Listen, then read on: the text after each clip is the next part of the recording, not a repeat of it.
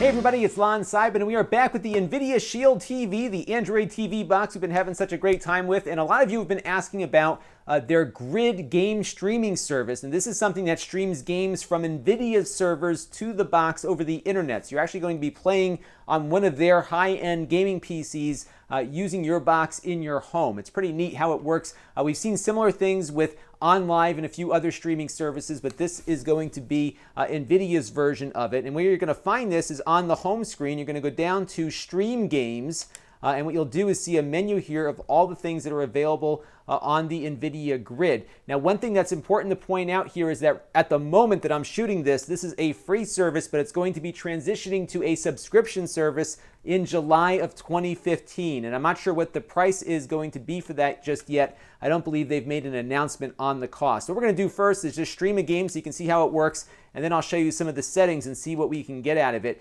You can do up to 1080p 60 streaming off of here, but they're going to recommend that you're going to need a 30 megabit per second minimum transfer speed from their servers to your device here. So I have 100 megabits downstream here at my house, so we'll see how that does. Now, what we're loading right now is Ultra Street Fighter 4. I'm just going to be using the auto settings to start here, and you can see what it's taking to get it booted. I'm assuming that what's happening now is that there's a process spawning on the Nvidia servers for me to be playing this game. So it's really kind of a one-to-one kind of relationship. There has to be kind of a virtual machine running just for my particular games. There's a little bit of a lag here, at least a little bit of a delay in getting the game started.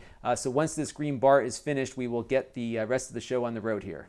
All right, it took about a minute or so for everything to come to life, but we are now inside the Street Fighter 4 menu here, so we're just going to start a quick game. I can tell you just from like these button presses here that things are really immediate. In other words, it doesn't feel like there's a lot of lag between the server and me. So let me get through this screen here, and we'll pop out to the game screen here. But you can see how smooth this animation is. This is on the auto mode right now. I am running on only 30 frames per second video recording hardware, but I am going to turn on that 60 frames per second option in a few minutes and show you where all that stuff is. So here we go. As you can see, everything looks really, really nice here. This is a scene that is being rendered on the computers over on Nvidia's server racks, I would guess. And as you can see, things look really, really nice here. You can hear the sound quality is decent. And quite honestly, it feels like I'm playing this on my gaming PC, streaming inside my home, when in fact I'm actually connecting to Nvidia's servers over the internet here. So really, really nice overall experience. The image quality is great. I've been playing with this for a couple days now, just kind of off and on, and I haven't really found any real issues with choppiness or lag or anything else like that. It's really a nice gaming experience, but you are going to need a pretty hefty broadband connection. And I would say too that you probably want to make sure you're connected to your router directly via Ethernet, or have a very good Wi-Fi connection without a lot of people in the house hitting it at the same time, because that's really going to impact your performance. But really looks nice here overall. I just want to show you where some of the settings are for these games so you can pick the right frames per second that you're trying to achieve. So if you go over to the settings option there, click on Grid, you can go all the way down to Stream Quality, and you've got two options. You've got one for Wi-Fi and one for Ethernet. So you might want to maybe select something a little bit less ambitious on the Wi-Fi side, but maybe more ambitious on the Ethernet side, where you have less things that might interfere with your packets. So I am connected via Ethernet. I'm going to select that.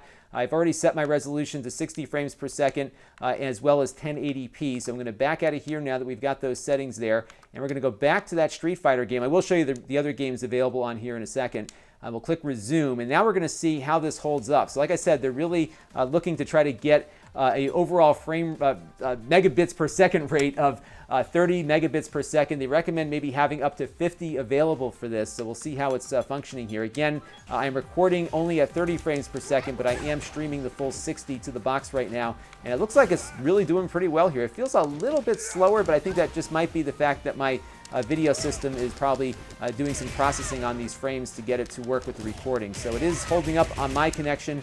Again, I've got 100 megabits down here from Comcast, which I think is why we're able to keep this going. So it does work. You can get to 60 frames per second if you have the internet connection to support that. I'm just going to back out of here one more time because I want to show you the available games that you can stream at the moment. I am sure they're going to add some later. A lot of these I've seen on OnLive and some of the other services also, like some of the Lego games and the Batman game over here. But you can kind of see what's available right now to stream. And this is going to be free again until July. So for the next couple weeks here, I'm shooting this in June of 2015. You'll be able to play all of these games streamed over the internet for free, but eventually this will become a subscription service where you'll pay a monthly fee for these games. But they've got a good, good little selection here, enough to keep me busy for a little bit, and that's what's available at the moment. I don't yet know what the subscription fee is going to be on this, but once I am aware of that, I will let you know in an update. This is Lon.TV. Thanks for watching.